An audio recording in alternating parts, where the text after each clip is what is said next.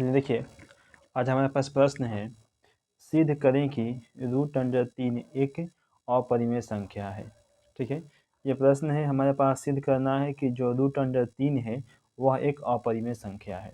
ठीक है, देखिए अगर आप √3 यानी किसी भी एक संख्या √3 को अगर आप सीख लेते हैं तो आप √5 भी बना लेंगे, √7 भी बना लेंगे, ठीक है, और √2 भी बना लेंगे, यानी कि आपसे सभी के सभी प्रश्न बन जाएगा। अगर आप केवल √3 का सीखते हैं तो बाकी तीनों का तीनों प्रश्न आप आसानी से बना सकते हैं। ठीक है, बस आपको एक प्रश्न को अच्छे से सीखना है। चलिए हम लोग शुरुआत करते हैं। देखिए हम लोग यहाँ पर हल लिखेंगे और सबसे पहले हम लोग लिखेंगे कि माना की, लिखेंगे माना की। अब हम लोग क्या मानेंगे, देखिए √3 लिखेंगे, √3 क्या कह रहा है कि अपरिमेय हमको सिद्ध करना है। ये अपरिमेय कह रहा है ना, तो हम लोग लिखेंगे कि माना कि √3 एक परिमेय संख्या है। √3 एक परिमेय संख्या है। हमने क्या किया, तो इसके उल्टा मान लिया है। ठीक है, ये अपरिमेय है तो हमने इसको परिमेय मान लिया है। हमको अपरिमेय सिद्ध करना है तो हमने परिमेय माना है, उल्टा माना है। ठीक है, देखिए अगर √3 परिमेय संख्या है तो वो क्या होगा आपका P/Q के रूप का होगा, जहाँ पर Q is not equal to 0, यानी कि Q का मान 0 के बराबर नहीं हो सकता है। ठीक है, अब देखिए अब हम लोग क्या करेंगे, दोनों तरफ हम लोग वर्ग करेंगे। लिखेंगे कि दोनों तरफ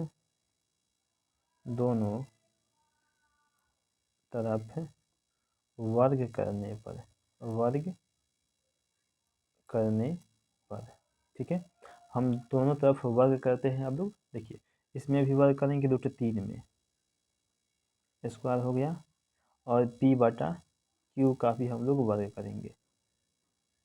देखिए ठीक है, अब देखिए ये स्क्वायर से रूट कट जाएगा, स्क्वायर से रूट कट जाएगा तो बचेगा हमारे पास 3, और यहाँ बच गया P आ जाएगा, P का स्क्वायर, और यहाँ पर हो जाएगा Q, हो जाएगा Q का स्क्वायर। ठीक है, P का स्क्वायर बटा Q स्क्वायर। अब देखिए ये हो गया 3 बराबर, इसको हम P लिख सकते हैं, और बटा में इस Q को हम लिख सकते हैं, देखिए Q गुने Q। ठीक है, अब देखिए ये दोनों Q इसके अनुसार ये भाग में है, इधर आएगा तो हो जाएगा गुना में। इसको हम लिख देंगे, देखिए 3Q बराबर P² बटा में Q। समीकरण नंबर हमने 1 मान लिया इसे। अब देखिए अब हम लोग क्या करेंगे, ये देखिए ये जो है हमारा दायां पक्ष है और ये वाला हमारा बायां पक्ष है। अब देखिए ये जो दायां वाला पक्ष है ये बटा में है और ये पूर्णांक में है, यानी कि ये भिन्न में है और ये पूर्णांक में है। तो बताइए क्या ये इसके बराबर कभी हो सकता है? कभी भी नहीं हो सकता है। ये जो भिन्न है वह पूर्णांक के बराबर कभी नहीं हो सकता है, और जो पूर्णांक है वह भिन्न के बराबर कभी नहीं हो सकता है।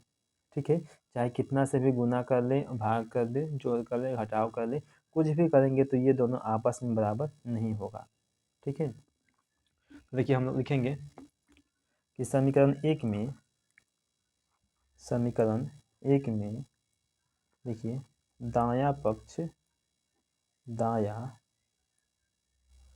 है, तो ये भिन्न है, दायां पक्ष भिन्न है। ठीक है, तथा बायां पक्ष क्या है, तो पूर्णांक है, बायां पक्ष पूर्णांक है। ठीक है, इसलिए ठीक है, इसलिए इसका बराबर होना संभव नहीं है, बराबर होना संभव नहीं है। ठीक है, देखेंगे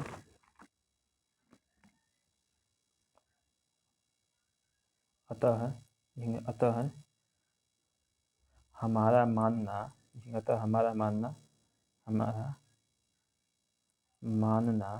क्या है, तो गलत है। अतः हमारा मानना गलत है, चूँकि देंगे कि √3 एक क्या है, तो एक अपरिमेय संख्या है, अपरिमेय संख्या है। ठीक है, देखिए, चलिए आपको समझ में आया होगा। तो प्लीज़ आप लोगों से रिक्वेस्ट है, आप लोग मेरे चैनल को सब्सक्राइब जरूर करेंगे। ठीक है, और एक लाइक आपको ज़रूर करना है, और साथ ही साथ एक प्यारा सा कमेंट भी आपको करना है। ठीक है, चलिए।